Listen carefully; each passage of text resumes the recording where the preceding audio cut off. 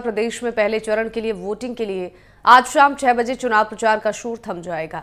पहले चरण में 12 लोकसभा सीट के लिए 19 अप्रैल को वोट डाले जाएंगे और वहीं मुख्य निर्वाचन अधिकारी ने मतदान के अंतिम 48 घंटे के लिए दिशा निर्देश जारी किया है।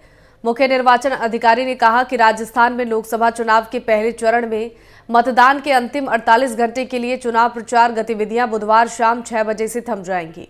पहले चरण में गंगानगर, बीकानेर, चूरू, झुंझुनू, सीकर, जयपुर ग्रामीण और जयपुर शहर, अलवर, भरतपुर, करौली, धौलपुर, दौसा और नागौर लोकसभा निर्वाचन क्षेत्रों में 19 अप्रैल को मतदान होगा।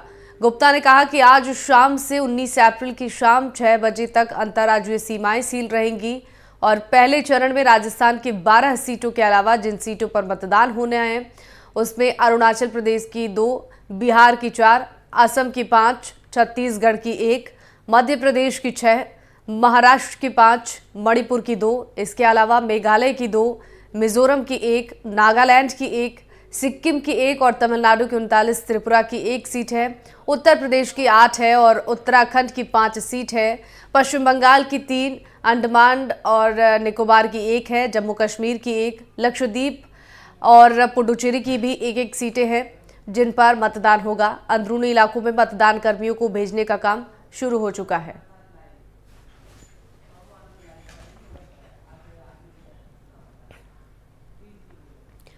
और संवाददाता सोमू आनंद हमारे साथ जुड़ रहे हैं इसी खबर पर ज्यादा जानकारी के साथ। सोमू, आज अंतिम दिन है पहले चरण के लिए चुनावी प्रचार का, किस तरीके की तस्वीरें आज देखने को मिल रही हैं? चूंकि सभी पार्टियों की तरफ से जमीनी स्तर पर लगातार जनता को साधने की कोशिश की जा रही है, आखिरी दिन की कैसी तस्वीरें, किस तरीके से पार्टियों की तरफ से आज चुनाव प्रचार किया जाएगा? देखिए, निश्चित रूप से क्योंकि आज आखिरी दिन है और पहले चरण में राजस्थान में जो खास तौर पे जिन सीटों पे चुनाव है वहां चुनाव काफी दिलचस्प है, रोचक है। किसी भी पार्टी को एक तरफा बढ़त हासिल नहीं है, इसलिए दोनों ही पार्टियों ने अपनी तरफ से पूरा जोर लगा दिया है। अगर हम आखिरी दिन के प्रचार की बात करें तो मुख्यमंत्री भी आज 3 अलग अलग जगहों के दौरे कर रहे हैं। वे खैरथल जाएंगे, बांदीकुई में रहेंगे और उसके अलावा सरदार शहर में भी उनकी सभा होनी है। तो जाहिर तौर पे मुख्यमंत्री भी अपनी तरफ से पूरा जोर लगाए हुए हैं। वहीं अगर हम पूर्व मुख्यमंत्री अशोक गहलोत की बात करें तो वे भी 3 जगह सभाएं कर रहे हैं। वे पश्चिमी राजस्थान में उम्मीदवार बेनीवाल के लिए प्रचार करेंगे, तो वहीं पर सीकर सीट से जो उम्मीदवार हैं अमराराम, उनके लिए भी प्रचार करते हुए नजर आएंगे। क्योंकि जो आखिरी जो 12 सीटें जिन पर चुनाव होने हैं इसमें उनमें दोनों ही पार्टियों के पास अगर विधानसभा चुनाव के हिसाब से देखें तो दोनों की नेक टू नेक फाइट है। 45 सीटें जहां कांग्रेस के पास है, वहीं 44 सीटें जो विधानसभा की है इन लोकसभा क्षेत्र के अंतर्गत उनमें भाजपा का कब्जा है। तो इससे साफ है कि दोनों ही पार्टियां जो है वो वहां पर बहुत मजबूत स्थिति में है, कोई किसी से कमजोर नहीं है। इससे पहले चरण का चुनाव जो राजस्थान का है वो काफी दिलचस्प है और इसमें कई सीटें ऐसी हैं जहां पर परिणाम जो है वो कुछ अलग आ सकते हैं।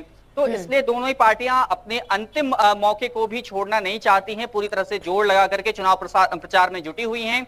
वहीं निर्वाचन विभाग ने भी इसको लेकर के अलग तरह से तैयारियां की हैं और यह कोशिश की है कि जो पहले चरण का चुनाव हो पूरी तरह से निष्पक्ष एवं पारदर्शी शांतिपूर्ण तरीके से हो पाए। बिल्कुल, देखिए सोमू, पहले चरण में 12 सीटों पर मतदान हो रहा है और सभी सीटों पर इस बार समीकरण कुछ अलग हैं, चूंकि इस बार काफी फेरबदल देखने को मिला है। और क्या कुछ तैयारियां की जा रही हैं चुनाव को लेकर? सुरक्षा व्यवस्था के कैसे इंतजाम किए गए हैं? प्रशासन की तरफ से लोगों को जागरूक करने के लिए क्या कुछ यहाँ पर व्यवस्था की गई है? देखिए, निर्वाचन विभाग ने लोगों को जागरूक करने के लिए लगातार कई सारे अभियान चलाए हैं। उसके साथ साथ जो नई पहल है, पहली बार इस लोकसभा चुनाव में इस्तेमाल की गई है, वह है होम वोटिंग की सुविधा।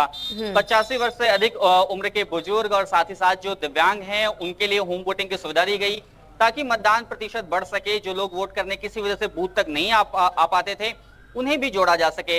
इसके अलावा फर्स्ट टाइम वोटर्स पे ज्यादा ध्यान दिया गया है और यह भी कहा गया है कि जो सुबह फर्स्ट अर्ली आवर में जो वोट करेंगे उन्हें सर्टिफिकेट भी हैप्पी आवर्स का दिया जाएगा। तो निर्वाचन विभाग ये भी पहल कर रहा है। उसके साथ साथ अगर हम शांतिपूर्ण चुनाव कराने को लेकर के बात करें तो बड़े पैमाने पे एजेंसियों के साथ मिलकर निर्वाचन विभाग ने जो काम किया उसमें हमने देखा कि राजस्थान ने जब्तियों के मामले में रिकॉर्ड बनाया।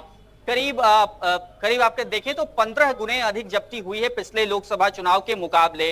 और राजस्थान पूरे देश में सबसे अधिक जो अवैध सामग्री है, कैश है, लीकर है, ये जब्त करने वाला सबसे पहला राज्य है। सबसे ज्यादा संख्या में जो सामग्री है वो यहाँ पर जब्त की गई है। तो निर्वाचन विभाग की यह कोशिश है कि चुनाव निष्पक्ष तरीके से हो पाए, इसके लिए ये सारी चीजें की जा रही हैं। साथ ही साथ दिशा निर्देश भी जारी किए गए हैं। जो राजनीतिक व्यक्ति हैं, अगर किसी वो मतदान क्षेत्र में नहीं आते हैं तो वे अब जब शाम में 6 बजे के बाद प्रचार थम जाएगा फिर वे भी यहाँ नहीं रह पाएंगे। तो इस तरह की तमाम गाइडलाइन जो है वो जारी की गई है और देखना है कि अब जब पहले दौर का चुनाव जब पहले चरण का शुरू होता है तो क्या सारी तैयारियां जिस प्रकार से की गई हैं उसके अनुरूप हो पाता है या नहीं हो पाता।